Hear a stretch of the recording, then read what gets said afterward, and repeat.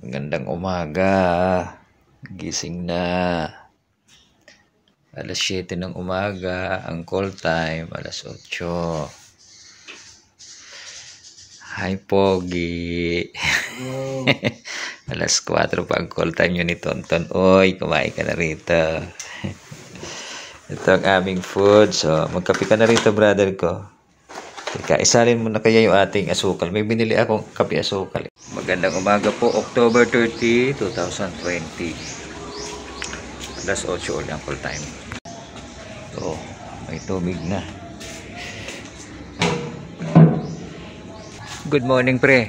Kamusta ang pagbabantay mo? Anong ang name mo? Okay. Sige. Oh, good morning na lang. Good morning. Mike. Good morning. Hi, darling. Siya si Enteng. Kapitbahay natin to sa Binangonan. Makamot yan. Oh, di ba may kasama akong taga-atin? Taga Rizal. Andun na naman yung ibon. Galit na naman sa side mirror. Sinasabong eh. Sabong niya yung Sarili. Nakikita yung sarili. Ito po yung mga receptionist dito sa parking. Kapag ka naliligaw kayo, pag-guide lang po kayo sa kanila. Yan Yan sila po yan. Dito sa resort na ito maraming security. Medyo suplado nga lang. Yung isa doon, yung Kalabaw ba yun? Binangga ako nung isang araw eh. Kalabaw. Di ko na lang siya pinansin kasi suplado. Wala pa rin naliligo sa resort. Pwede namang maligo pero ayaw na rin ng mga guest kasi baka yan pampanggalingan ng COVID. Although may mga nakaredy na mga lifeguards. Yan po, lifeguard yan eh. Mamaya magkikwentuhan kami. Yan, lifeguard yan. Tapos may isa pa doon. Ayun, lifeguard din yan na nakaredy kung sinong gusto maligo, pwede. Tapos doon po meron pang isang lifeguard doon. Nakaredy, tatlo yan sila na malulupit na bantay sa resort. Ito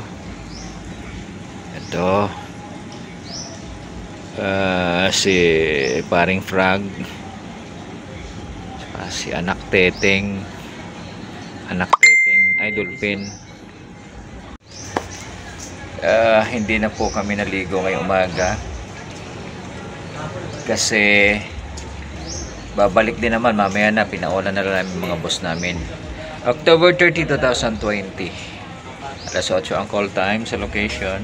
Hindi na rin po siya naligo. Mamaya na daw siya maliligo. Gusto mo sama ka mamaya pagkuha ko ng lunch? Hindi ko nga alam. Gusto ko nga sumama sana eh. Problema ba tawagan ako ni Sir eh. Wag na. Sabi niya, saka. Disgrasya ka pa. Ay, naririnig ko pa man si Tonton sa pagkakausap mo. Ang laki ng boses kapag sinigawan ka doon. Ayan na, room service. Maraming mga naka-check-in sa bawat room pero hindi sila lumalabas. Protocol eh, may higpit ang production eh. Nakachinelas lang po ako, nakapambahay. Gandang umaga po. Nandito pa rin po tayo sa Subic Bay Resort. Day 3 po ng aming ginagawang project. Day 3 ng shooting. Pero as driver, day 6 na yata kami.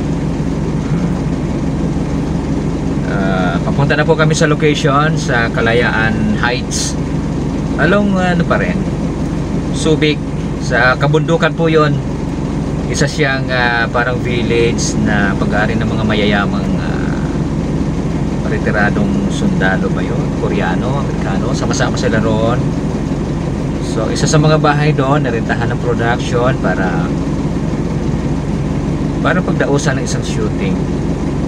Ate ng ate ko. Ang sakay ko, live sound. Sila yung naglalagay ng mga lapel sa mga artista. Pag nagsasalita, naririnig yung audio nila doon sa monitor. sila po yon, sound. Ihatid ko po sila roon. Pagkahatid ko sa kanila roon, bawal ang pumapara-parada kung saan-saan. At bawal din ang kakalat-kalat dahil may bantay na IATF sa shooting, mahigpit. Sila po yung nagpapatupad ng mga rules. Halimbawa ng social distancing, pagsusuot ng face mask, face shields, lahat ng mga rules para maiwasan mong ma-infect ng COVID. Sila po ang nagpo-monitor at nagpapatupad, ang IATF. So isang maganda. Mayroon din pong medical